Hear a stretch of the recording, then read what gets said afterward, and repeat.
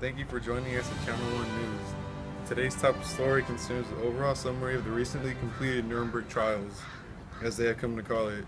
Held for the purpose of bringing Nazi war criminals to justice, the Nuremberg trials was a series of 13 trials carried out in Nuremberg, Germany between 1945 and 1946. The defendants, who included Nazi party officials and high-ranking military officers, along with German industrialists, lawyers, and doctors, were indicted on such charges as crimes against peace and crimes against humanity.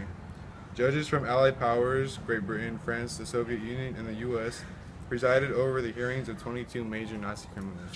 What sort of crimes did the Nazis impose on people to receive such treatment? Well, shortly after Adolf Hitler came to power as Chancellor of Germany in 1933, he and his Nazi government began implementing policies designed to persecute German Jewish people and other perceived enemies of the Nazi state.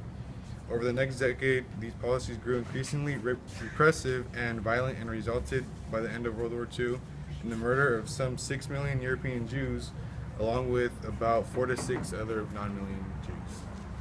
Wow, that's sad to hear. So how did they decide to judge to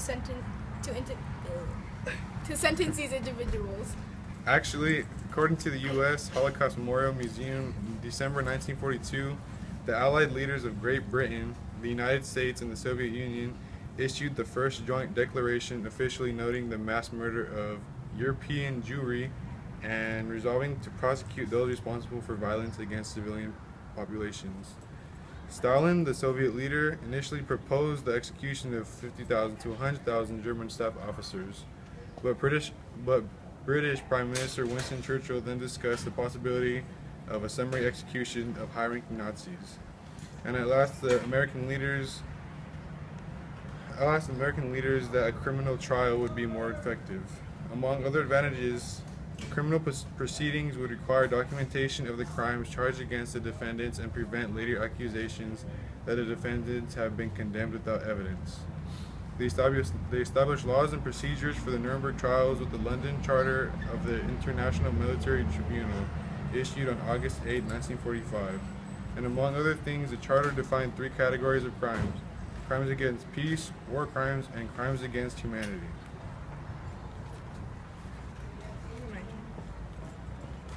I see. I was recently told that the city of Nuremberg in the German state of Bavaria was selected as the location for the trials because of its Palace of Justice was relatively undamaged by the war and included a large prison area. Additionally, Nuremberg had been the site of the annual Nazi propaganda rallies. Holding the post-war trials there marks the symbolic end of Hitler's government. The best known of the Nuremberg trials was the trial of the major war criminals, held from November 20, 1945 to October 1, 1946. The format of the trial was a mix of legal traditions. There were prosecutors and defense attorneys according to the British and American law, but the decisions and sentences were imposed by a tribunal rather than a single judge and a jury. The chief American prosecutor was Robert H. Jackson, an associate justice of the U.S. Supreme Court. Each of the 4 Allied powers supplied 2 judges, a main judge and an alternate. 24 individuals were indicted, along with 6 Nazi organizations determined to be criminal. One of the indicted men was deemed medically unfit to stand trial, while a second man killed himself before the trial began. Hitler and 2 of his top associates, Heinrich Himmler and Joseph Goebbels, had each committed suicide in the spring of 1945 before they could be brought to trial.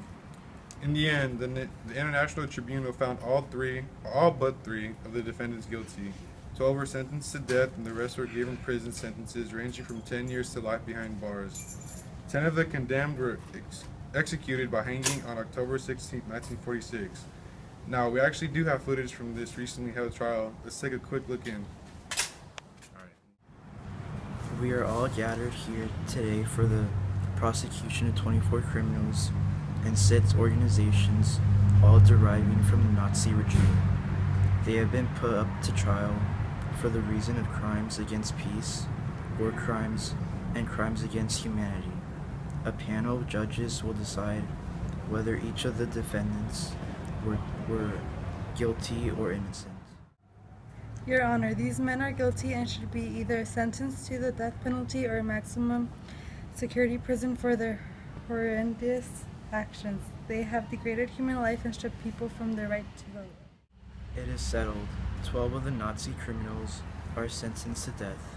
10 are sentenced to at least 10 years in prison without bail, and the last 3 are innocent. There you have it, folks. Now we will come in live with a German individual who expressed her views on the trial and her opinion on it. Here with Irma Reinecker, a citizen of Nuremberg. So tell me, what is your reaction to the outcome of the Nuremberg trials? Well, I really felt like it was the right thing to do, even as a German myself, and with all of the recent conflict and war going on in this world. The extermination of that many people is never okay. Those men deserve to be sentenced to life and to prison.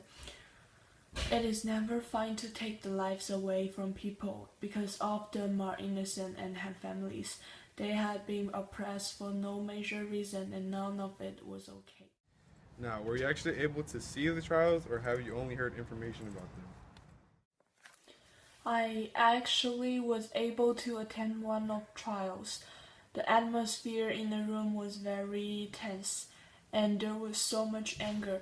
The defendant surprisingly did not seem so worried or sad, but the plaintiff was quite furious. He just wanted what was right for the people and to bring some type of justice to the world.